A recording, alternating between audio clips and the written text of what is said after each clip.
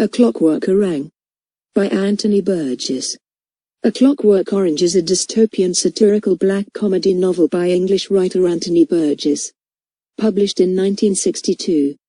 It is set in a near-future society that has a youth subculture of extreme violence. The teenage protagonist, Alex, narrates his violent exploits and his experiences with state authorities intent on reforming him. The book is partially written in a Russian-influenced argot called nadsat, which takes its name from the Russian suffix that is equivalent to teen in English. According to Burgess, it was a jeu d'esprit written in just 3 weeks. In 2005, A Clockwork Orange was included on Time magazine's list of the 100 best English-language novels written since 1923. And it was named by Modern Library and its readers as one of the 100 best English-language novels of the 20th century.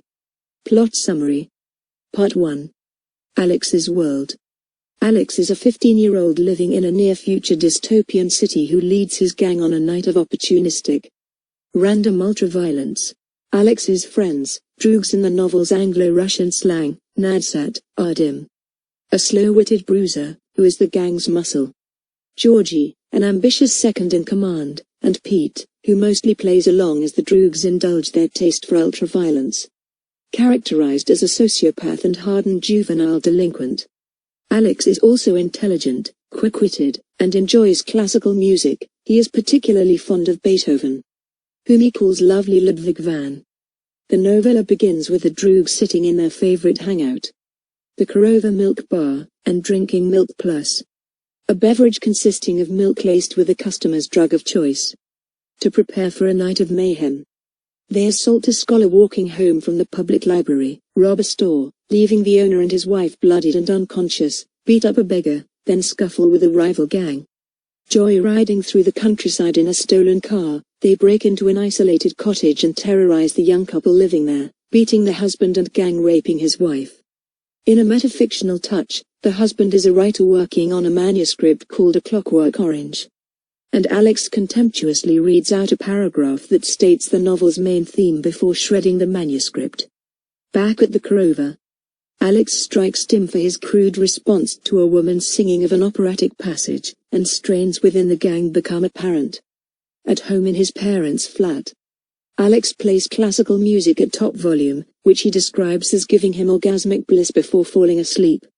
Alex feigns illness to his parents to stay out of school the next day.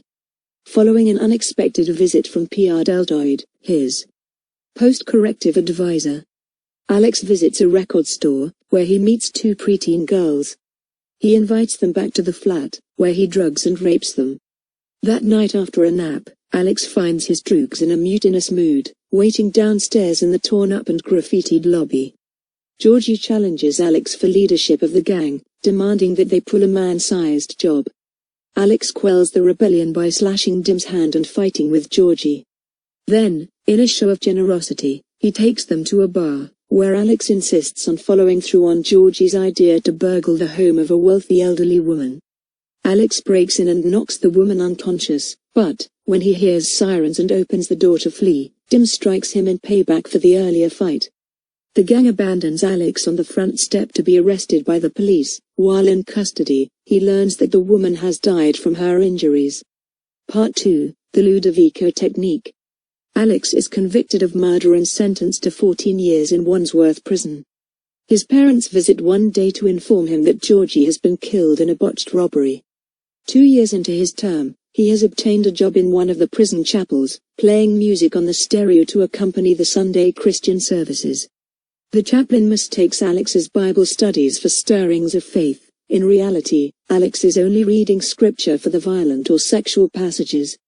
After his fellow cellmates blame him for beating a troublesome cellmate to death, he has chosen to undergo an experimental behavior modification treatment called the Ludovico technique in exchange for having the remainder of his sentence commuted.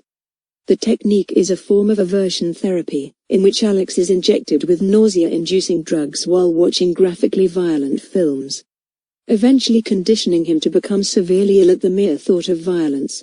As an unintended consequence, the soundtrack to one of the films, Beethoven's Ninth Symphony, renders Alex unable to enjoy his beloved classical music as before.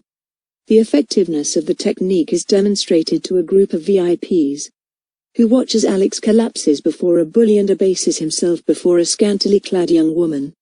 Although the prison chaplain accuses the state of stripping Alex of free will, the government officials on the scene are pleased with the result and Alex is released from prison. Part 3. After prison, Alex returns to his parents' flat, only to find that they are letting his room to a lodger. Now homeless, he wanders the streets and enters a public library, hoping to learn of a painless method for committing suicide. The old scholar whom Alex had assaulted in Part 1 finds him and beats him. With the help of several friends, 2 policemen come to Alex's rescue, but they turn out to be Dim and Billy Boy, a former rival gang leader. They take Alex outside of town, brutalize him, and abandon him there. Alex collapses at the door of an isolated cottage, realizing too late that it is the one he and his troops invaded in Part 1. The writer, F. Alexander, still lives here, but his wife has since died of injuries she sustained in the rape. He does not recognize Alex but gives him shelter and questions him about the conditioning he has undergone. Alexander and his colleagues, all highly critical of the government, plan to use Alex as a symbol of state brutality and thus prevent the incumbent government from being re-elected. Alex inadvertently reveals that he was the ringleader of the home invasion. He is removed from the cottage and locked in an upper-story bedroom as a relentless barrage of classical music plays over speakers. He attempts suicide by leaping from the window.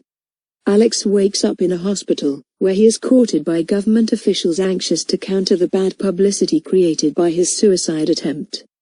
Placed in a mental institution, Alex is offered a well-paying job if he agrees to side with the government. A round of tests reveals that his old violent impulses have returned, indicating that the hospital doctors have undone the effects of his conditioning. As photographers snap pictures, Alex daydreams of orgiastic violence and reflects, "I was cured all right." In the final chapter, Alex finds himself half-heartedly preparing for yet another night of crime with a new gang, Len, Rick, Bully. After a chance encounter with Pete, who has reformed and married, Alex finds himself taking less and less pleasure in acts of senseless violence. He begins contemplating giving up crime himself to become a productive member of society and start a family of his own, while reflecting on the notion that his own children could possibly end up being just as destructive as he has been, if not more so. End of the summary. Thank you.